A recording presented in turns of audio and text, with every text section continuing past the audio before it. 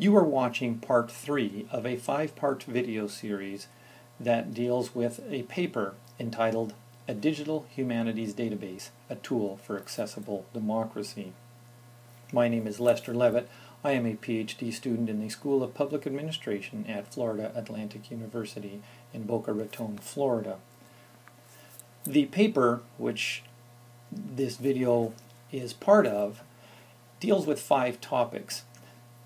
This part 3, is signified by the icon, the red icon, in the top left corner of every panel of the slide, and it is about global and organizational elite. As already alluded to in part 2 very heavily, the global and institutional and global and organizational elite are co-opting democracy throughout the world.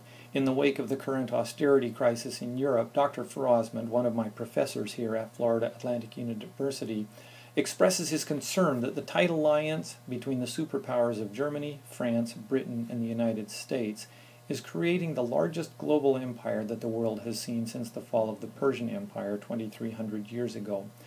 What that means for democracy is that smaller countries, less powerful countries, often have to abide by almost dictatorial power of these 4 superpowers, especially when smaller countries in Europe share the common currency of the European Union. The outcome of this is that voting is no longer a tool of democracy. Because of how the elite class use hierarchy to control governments, most of the world is now being ruled by oligarchies, the United States included.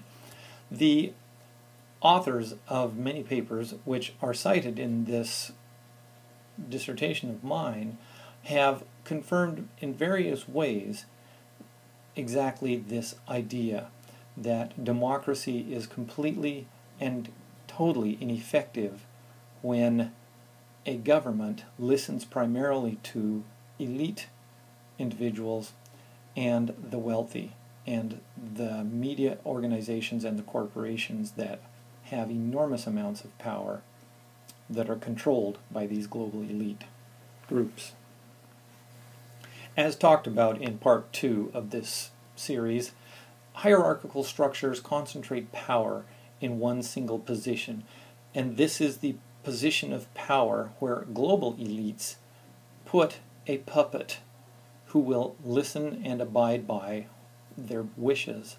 They promise these individuals certain amounts of power and control, and they put together these structures through which that power and control can be exercised. The way around that is to put together another kind of an organization that is non-hierarchical.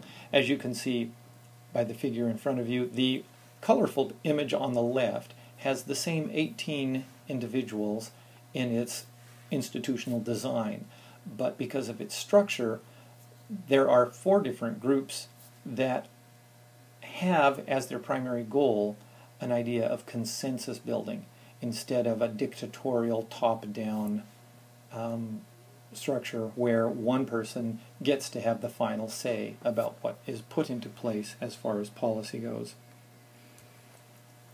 The model which I created as well, through which this can be accomplished, has also built into it an idea of scalability, or an idea which makes it easy to grow the institution outside of one geographical boundary. So on one layer, let's call it a city-based layer, there's 18 individuals who come together to put together the policies and ideas for better representation, better democracy, a better democratic structure for representing the needs of a community or a minority group. And this can even be smaller than a city. This can be based at a community level where the needs are unique and particularly pressing.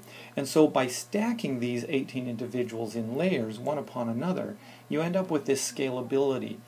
As noted in the Time magazine article for 2011, protests in the year took place in 951 cities in 82 different countries. So from an idea of scalability where you're bringing together the collective will of a large institution, you can do that by stacking these institutions, these city-based layers, one on top of another.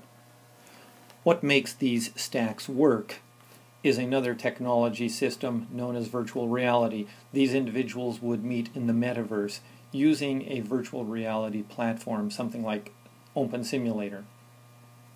What that means is the people who meet face-to-face can work in consensus building small groups, but they could also get together with similarly situated individuals from anywhere else on the planet, so long as the technology was in place for them to meet in a virtual setting.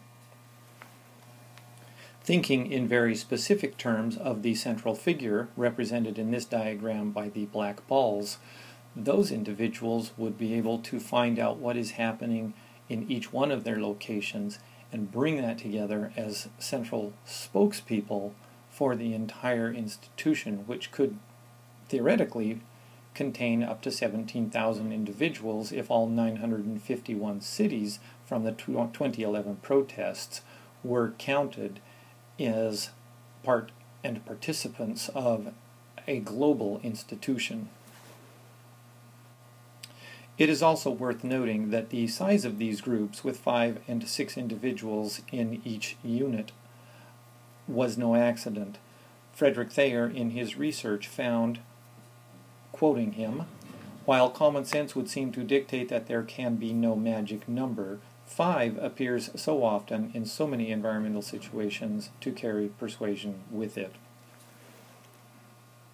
This is the end of part 3.